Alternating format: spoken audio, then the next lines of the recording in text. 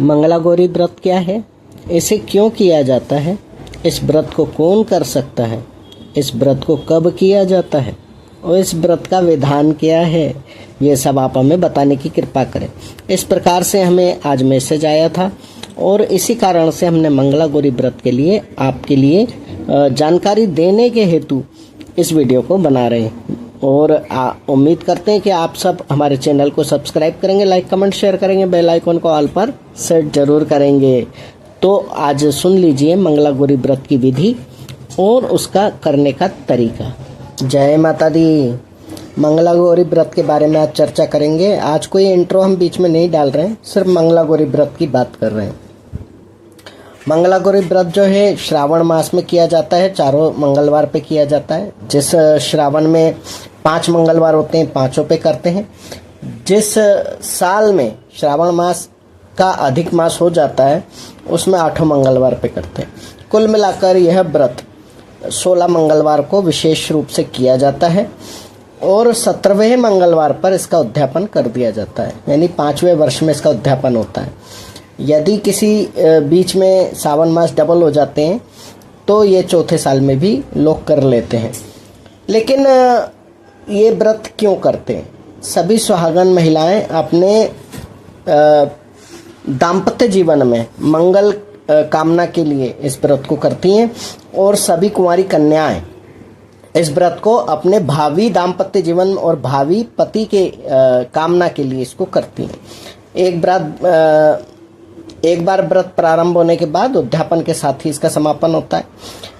किसी को अगर जानकारी नहीं है सावन के पहले सोमवार निकलने पर उसकी तैयारी नहीं हुई है, उसका वो मंगलवार का व्रत छूट गया है, तो वो दूसरे मंगलवार से भी इस व्रत को प्रारंभ कर सकती है।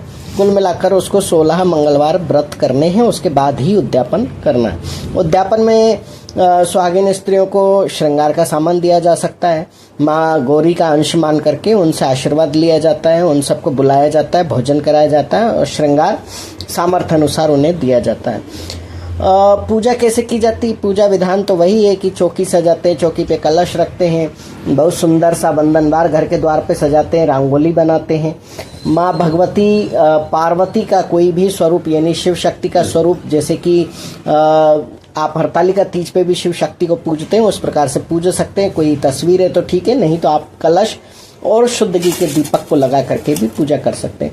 आप नारियल, फल, फूल, मिठाई आप चढ़ा सकते हैं। श्रृंगार की संख्या 16 होनी चाहिए, ये निश्चित आपको रखना है।